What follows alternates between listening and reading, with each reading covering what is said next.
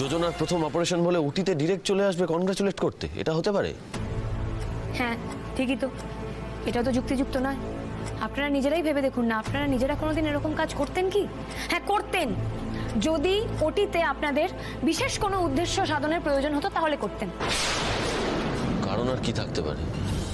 এখন এই CCTV footage দেখে আমি বলতেই পারি যে ওই মহিলা সাজার কারণ ছিল একটাই, এই ওষুধটা বদলে দেওয়া।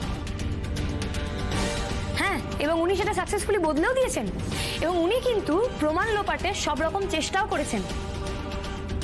স্যার, স্যার,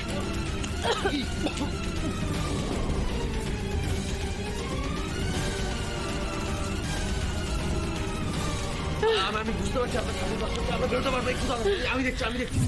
হ্যাঁ ম্যাডাম, আপনাদের কাছে যাতে আমরা কোনো রকম কোনো প্রমাণ পেশ করতে না পারি তাই জন্য উনি সমস্ত প্রমাণ এভাবে লোপাট করেছেন। আর শুধু তাই নয়, রেকর্ড রুম থেকে শুধু যে প্রমাণ লোপাটের জন্য উনি রেকর্ড রুমে আগুন ধরিয়েছেন তা নয়, কিন্তু সেই রেকর্ড রুমে কিন্তু সেই দিন আমি আর ডক্টর আদিদেব লাহিড়ী উপস্থিত ছিলেন। একবার ভেবে দেখেছেন, মানুষটা কিন্তু এই কথাটা জানতেন।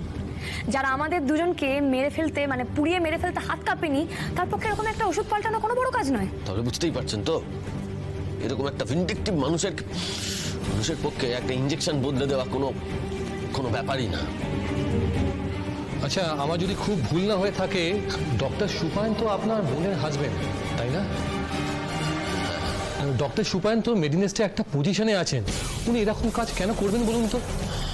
দেখুন, মানুষের মনের ভেতরটা না বোঝা অতটা সহজ নয়। মানুষের মনের ভেতরটা যদি অত সহজেই ডিকোড করা যেত, তাহলে ডাক্তারি পড়ার সাথে সাথে সাইকোলজি পড়ার মতন একটা এত বড় ভাস্ট সিলেবাস ডাক্তারদের পড়তে হতো না। একদম ঠিক।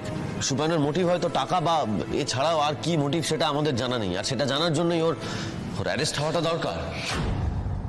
একদমই তাই, একমাত্র পুলিশই পারেন ওনার ভেতর থেকে কথাগুলো বের করতে। তাই আপনাদের কাছে আমি অনুরোধ করছি, প্লিজ প্লিজ ওনাকে পুলিশে দেওয়ার ব্যবস্থা করুন। আর একটা কথা, ডক্টর আদিদেব লাহিড়ীর যে আমার বাবার মৃত্যুর সাথে কোনো রকম কোনো যোগাযোগ নেই, সেই খবরটা কিন্তু আপনারাই বাইরে সবাইকে জানাবেন।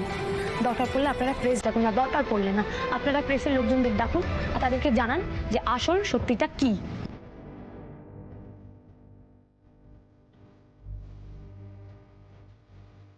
সবকিছু শোনার পর এই ঘটনার একটা দিক বেরিয়ে এলো, আর আমাদের বারবারই মনে হয়েছে যে এই ঘটনার সঙ্গে সুপায়ন বাবু জড়িত, আর উনিই দোষী।